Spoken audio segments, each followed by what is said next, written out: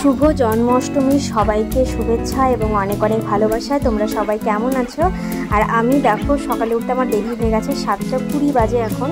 তো কিছুদিন থেকে একটু ঘুম থেকে উঠতে দেরি হচ্ছে। হাত মুখ ধুয়ে জামা কাপড় ছেড়ে দেখো চলে এসেছি। এখন যাব ফুল তুলতে। ফুল কিন্তু আমাদের বাড়িতে নেই, পাশের বাড়িতে ফুল তুলতে যাব। তো এইখানে না বেশ জঙ্গল মতোই, আর খুব মশা। এই দেখো আমার হাতেও মশা বসছে। আর এই দেখো ফুল তোলা হয়ে গেছে, আমার ফুল তুলে নিয়ে চলে এসেছি। এখন তুলসী বেদিটা ধুয়ে নেবো। তুলসী মঞ্জুরিগুলো বড় বড় হয়ে গেছে, তো সেগুলো আর আজকে কাটা যাবে না, মানে সেগুলো ছিঁড়ে আমি ফেলে দিই, তাহলে গাছটা বেশ সুন্দর। কয়েকদিন পরপরই সেই মঞ্জুরিগুলো আমি ছিঁড়ে ফেলে দিই। আর নিচে যে পাতাগুলো পড়ে থাকে, মানে কিছু পাতা গাছের সঙ্গে লেগেও থাকে হলুদ হলুদ, সেগুলোও ফেলে দিই। তো দেখো আমার তুলসী বেদি ধোয়াও হয়ে গেছে, আর আমি ঘরে চলে এসেছি। পাপোশটা ঝেড়ে নিচ্ছি। পাপোশটা আমি বাইরে রেখে দিই, যখন ঘর মোছা হয়ে যায় তারপর আবার চলে এসেছি বাইরে কলের পাড়ে। তো গাছগুলোকে একটু জল দিয়ে দেবো। কয়েকটা এখানে জবা ফুলের গাছ লাগিয়েছি, যেহেতু ফুল গাছ নেই বললাম, তো লোকের বাড়িতে যেতে হয় ফুল তুলতে, ওই জন্য জবা ফুলের গাছ কয়েকটা লাগিয়েছি। কয়েকটা আবার দোপাটি ফুলেরও লাগিয়েছে, আর একটা তুলসী গাছ হয়েছে, তো সেগুলো জল দিয়ে দিলাম। বাড়ির সামনেটায় অনেকটা জায়গা, কিন্তু সেখানে গাছ লাগানো যায় না, ওই গরু এসে সব গাছ খেয়ে চলে যায়, ওই জন্য এই সাইডে লাগিয়েছি। আর কিছু জামা কাপড়ও ছিল, জামা কাপড়গুলো কাঁচা হয়ে গেছে। আর এখন চায়ের বাসনটাও আমি মেজে নিলাম। তো তারপরে দেখো কলের পাড়টাও আমি ধুয়ে নিচ্ছি। কলের পাড়টা যে দিনে কতবার ধুতে হয় তার কোনো ঠিক নেই, মানে একটু পরপর সব বালি বালি হয়ে যায়, অনেকবার ধুয়ে দিতে হয়। আর এই দেখো তারপরে সব বোতল নিয়ে চলে এসেছি, জল ভরে নেবো এখন। আর এই বালতিটা একেবারে ট্যাপের নিচে রাখবো, তাহলে জল যেগুলো পড়বে ওগুলো ছিটে ছিটে মানে জামা কাপড় ভিজবে না, তাছাড়া জামা কাপড় সব ভিজে যায়। আর এই দেখো জল ভরা হয়ে গেছে। তারপরে আমি জামা কাপড় নিয়ে চলে এসেছি। কিছু শুকনো জামা কাপড়ও আছে আর কিছু ভিজে জামা কাপড়ও আছে, তো সব কিছু মেলে নেবো এখন।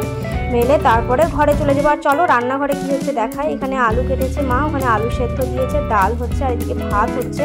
আর এখন বাজে দেখো 8:10। তারপরে এই ঘরে চলে এসেছি। আর এই যে মূর্তি দুটো দেখছো না, এটা একজন আমাকে গিফট করেছিল, তো ওখানে টাঙিয়ে রেখেছি। আর যা বিছানা গুছিয়ে নিয়েছে, আর বাবাই এখানে বলছে আমাকে কোলে নাও, ঘুরতে নিয়ে চলো। আর এই যে আলনাটা দেখছো, আলনাটা এই বাসটায় ছিল, এইখানে ছিল, আমি ওইখানে নিয়ে চলে গেছি। তারপরে স্নান করে আমি ঠাকুর ঘরে চলে এসেছি। আর এইখানে দেখো তোমাদের দাদাভাই ফল টল মিষ্টি সব এনে দিয়েছে, তো আমি স্নান টান করে সেগুলো সব গুছিয়ে নিয়ে তারপরে এই দেখো ঠাকুরের আসনে যে কাপড় পাতা ছিল সেগুলো পাল্টিয়ে সব ফুল টুল দিয়ে সব সাজিয়ে নিয়েছি। এই ফল টল সব কাটাও হয়ে গেছে, সব রেডি। এখন পুজোটা দিয়ে নেব। বাবাই হওয়ার আগে পর্যন্ত আমি মানে জন্মাষ্টমীর উপোস করতাম, আমি বাড়িতে গিয়েই করতাম, আমার বাবা মা যেহেতু করে বাবা মার সঙ্গেই করতাম। আর রাত্রিবেলা ওই তোমার 12:30 পৌনে 1টার দিকে তখন পুজো দিয়ে খাওয়া, তো সেইভাবেই করতাম। এইবারও সেভাবেই করতে চেয়েছিলাম, কিন্তু শরীরটা ঠিক ভালো না, ওই জন্য এবার করতে পারলাম না, এমনি পুজো করলাম স্নান টান করে। তো আজকে কি রান্না হয়েছে দেখো, ভাত, আলু সেদ্ধ, করলা ভাজা, পটল ভাজা আর পনির, এটাই রান্না হয়েছে। আর এই দেখো বিকেলবেলা আমি চলে এসেছি, বাবাই ওদিকে জিলিপি খাচ্ছে, আর এইদিকে সব জামা কাপড় নিয়ে আমি বসে পড়েছি ওকে কৃষ্ণ সাজানোর জন্য, মানে গোপাল সাজানোর জন্য। তারপরে যে নিচে বসেছিলাম, তারপর নিচের ক্যামেরাটা ঠিক সেট করা যাচ্ছিল না, মানে ছবিটা ভালো আসছিল না, ওই জন্য আবার বিছানার ওপরে নিলাম, সব কিছু বিছানার ওপরে উঠিয়ে নিয়ে আসি। আর এই দেখো ওর জন্য কানের বানাচ্ছিলাম, মানে কানেরটা আছে ওর সঙ্গে সুতো লাগিয়ে, ভাবলাম কানের সঙ্গে একটু বেঁধে। তো বাবাই বলছে যে আমি তো ছেলে, আমি কানের কেন পরবো? তো আমি বললাম গোপাল দাদাকে দেখো, গোপাল দাদাও কানের পরেছে, তো দেখলো হ্যাঁ সত্যি। তারপরে কানের পরতে রাজি হয়েছে, কিন্তু পরে লাস্টে কানেরটা পরাতেই পারলাম না, আমি কোনোভাবেই হচ্ছিল না। তো তারপরে কানের মধ্যেও একটু সাদা আর লাল কালার দিয়ে একটু কানের পরিয়ে দিলাম। তোমাদেরকে তখন বললাম যে এবার জন্মাষ্টমী করতে পারলাম না, শরীরটা ভালো না। তো কেন শরীর ভালো না? তো এক মাস না, প্রায় 1.5 মাস হয়ে যাবে। 1.5 মাস আগে আমার জ্বর এসেছিল, আমারও এসেছিল, তোমাদের দাদাভাইয়েরও আর বাবাইয়েরও জ্বর এসেছিল।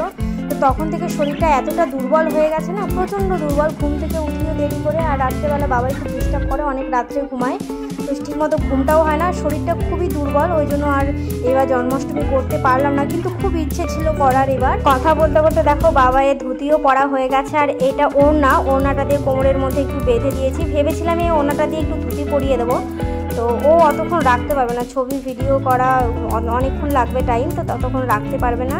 আর এই দেখো মাথার মধ্যে ওটা বেঁধে দিয়েছি একটা কাপড়, ওটা তোমাদের দাদাভাই বৃন্দাবনে গিয়েছিল, সেখান থেকে নিয়ে এসেছে। আর মুকুটটা কিনে এনেছি, আর তার সঙ্গে এই ময়ূরের পালকটা সুতো দিয়ে বেঁধে। আর বাবাই তো ভীষণই খুশি, অনেকদিন থেকে বলছিল মা কবে গোপাল সাজবো, কবে গোপাল সাজবো। তো ফাইনালি ওকে সাজিয়েই দিলাম। এই দেখো এখনও কিন্তু কমপ্লিট হয়নি, এই মালাটা একটু বড় হয়ে গেছে, একটু ছোট হলে দেখতে ভালো লাগতো, তো পরে আবার একটু ছোট করে দিলাম। মানে সুতো দিয়ে পেছনে একটু বেঁধে দিলাম, দিয়ে তারপরে ছোট হয়ে গেল। আর গলার উপরেরটা দেখো, গলার মধ্যে আর কি ওই জায়গাটা একটু ফাঁকা ফাঁকা লাগছে, তো ওখানেও একটা মালা পরিয়ে দিয়েছিলাম। পরে তোমরা অনেকেই আমাকে লাইভে বলেছিলে যে বাবাইকে যখন গোপাল সাজাবে তখন শেয়ার করো, তো সেই জন্যই তোমাদের সঙ্গে শেয়ার করলাম। আর বাবাইয়ের একেবারে ফুল লুক কমপ্লিট। এই দেখো কেমন লাগছে ওকে সবাই কমেন্ট করে জানিও। আর ওকে বলি এভাবে হাঁট, এইভাবে তাকিয়ে থাকো, ওইভাবে এটা করো, ও কিছুতেই করবে না, ও অন্যদিকে তাকিয়ে থাকবে সবসময়। আর এই দেখো একটা দোলনাও টাঙিয়ে দিয়েছিলাম শাড়ি দিয়ে, তো ওখানে দুলছিল। আর এই যে এখানে ও হচ্ছে ননি খাচ্ছে। তো বাবাইকে কেমন লাগছে অবশ্যই কমেন্ট করে তোমরা জানিও। তারপরে আমি একটু রেডি হয়ে নিলাম, কেননা কয়েকটা ভিডিও করব ওর সঙ্গে, ওই জন্য। তো টাইম ছিল না, রাত্রিও হয়ে যাচ্ছিলো, ওই জন্য কোনো রকমের শাড়ি পরে মালা টালা পরে রেডি হয়ে গেছি। তারপরে বাবাইকে নিয়ে কয়েকটা রিলস বানিয়েছিলাম, তো রিলসগুলো আপলোড করা হয়ে গেছে, তোমরা সবাই দেখো। আর এখানে আমাকে আর বাবাকে কেমন লাগছে অবশ্যই কমেন্ট করে জানিও। আর কৃষ্ণের কাছে প্রার্থনা করি তোমরা সবাই ভালো থেকো, সুস্থ থেকো। দেখা হবে আবার অন্য আরেকটি ভিডিও।